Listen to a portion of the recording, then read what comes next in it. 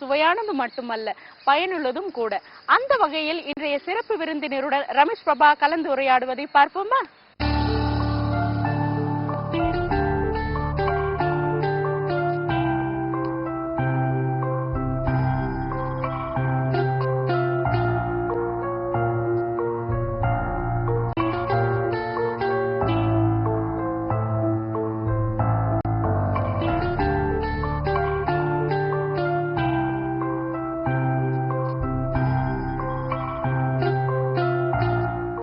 சந்தித்த வழியில் இன்று நாம் சந்திக்க இருக்கும் சிறப்பு விருந்தினர் பகுத்தறிவு சார்ந்தும் அறிவியல் சார்ந்தும் தொடர்ந்து எழுத்து பணியில் ஈடுபட்டு வரும் இறையிலான் ராமசாமி.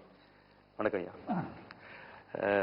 முதல்ல உங்களுடைய அடிப்படையில் உங்களுடைய பெயர் காரணம் பற்றி பேசுவோம். இறையிலான் ராமசாமி, அதை பற்றி முதல்ல சொல்லுங்க. அது ஆரம்பத்தில் நாத்திகம் என்ற ஒரு பத்திரிகை வந்தது. ஒரு நாத்திகம் ராமசாமி என்பவர் நடத்தினார்.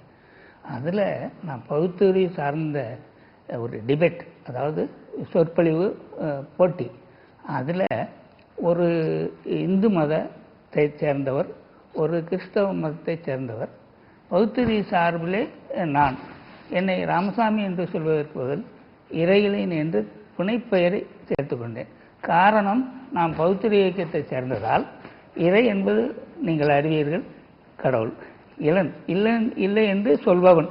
அந்த காரணத்திற்காக அதிலே போட்டி கட்டுரைகள் ஒரு 3 மாதம் 12 இஷ்யூ வந்ததில் வந்தது. என்ன மாதிரியான கட்டுரைகள், அதை பற்றி அந்த கட்டுரைகளை பற்றி சொல்லுங்கள். அந்த கட்டுரைகள் பூரா சயின்டிஃபிக்கலாக ஒரு கிறிஸ்தவர் பசுமலையில் டயோசிஸில் ஒரு புக் எழுதியிருக்காரு, இப்படிப்பட்ட உலகிலும் கடவுள் உண்டா என்று. அதில் இந்த உலகம், பூமி, எர்த்து படைக்கப்பட்டது ஒரு மீன் டிஸ்டன்ஸில் தான் இருக்குது என்று அவருடைய வாதம். நான் சொன்னேன், இந்த பூமி மட்டும் இல்லை, எத்தனையோ 9 கிரகங்கள் இந்த சூரியனை சுற்றி வருகின்றன. ஒவ்வொன்றும் ஒவ்வொரு விதமாக இந்த சரியான தூரத்தில் இல்லை. புதன் கிரகம் முன்பக்கமே காட்டிக்கொண்டு ரவுண்ட் அடிக்கிறது, அது ஆர்பிட். அதே சமயத்தில் வியாழன் தூரத்தில் இருக்கிறது. அப்போ அங்கே உஷ்ணமும் அதிகமாக இருப்பதால் உயிரினங்கள் வாழ இல்லை. இந்த பூமியில் மட்டும் கூட இவ்வளவு உயிரினங்கள் இருந்தால் கூட பூகம்பம், சுனாமி, கிருமிகள் எல்லாம் இருக்கின்றன. அதனால் இதை இறைவனுடைய படைப்பினால் நல்லது ஏற்பட்டது என்று சொல்ல முடியாது. ஆனால் ஆக்சிடென்ட்டாக சூரியனிலிருந்து பிரிந்த கதிர்கள் பின்பு ஹைட்ரஜனும் ஆக்சிஜனும் சேர்ந்து நீராக கொட்டி பூமியாக இருக்கிறது. இதுதான் உண்மை. அப்படி என்று அவருக்கு நான் பகுத்தறிவு சார்பாக விளக்கம் கொடுத்தேன். இன்னும் நிறைய, அது 12 தொடர் கட்டுரை இருக்குது.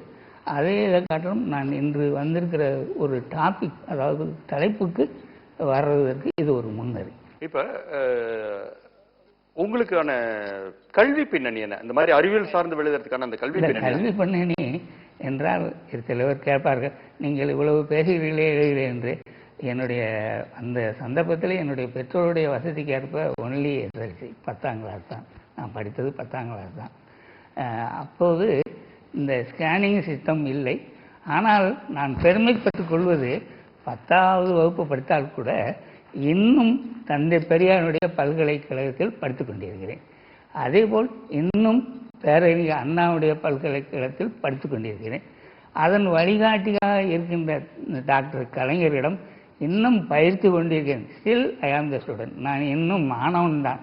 அதனால் கல்வியை காட்டிலும், அதாவது அந்த சாக்ரட்டிஸ் என்பவர் சொல்வார், கலைஞருடைய அந்த நாடகத்திலே, இந்த ஏன், எதற்கு, எப்படி என்று கேட்டதாலேயே இந்த சிலை வடிக்கும் சிற்பி சிந்தனை சிற்பியாக மாறினேன் என்று அது அந்த சிவாஜி கணேசனை வைத்து அந்த படத்திலே நடிக்க சொல்வார். இதை என்னை ரொம்ப கவர்ந்தது. இதுதான் பெரியாருடைய உபதேசம் கூட. அதனால் என்னுடைய கல்வி அறிவை அந்த பள்ளிப்பட பாடத்தோடு நின்று விடாமல் தொடர்ந்து, அதாவது லைப்ரரி, நூலகத்தில் போயோ அல்லது ஹிந்து பேப்பர் படிப்பதோ மற்றவைகளெல்லாம் படித்து தெரிந்து என்னுடைய அறிவை வளர்த்து கொண்டேன். அதனால் எனக்கு சிந்தனைக்கு ஒரு வாய்ப்பு, அது பெரியார் சிந்தனை. எழுத்து பணிங்கிறது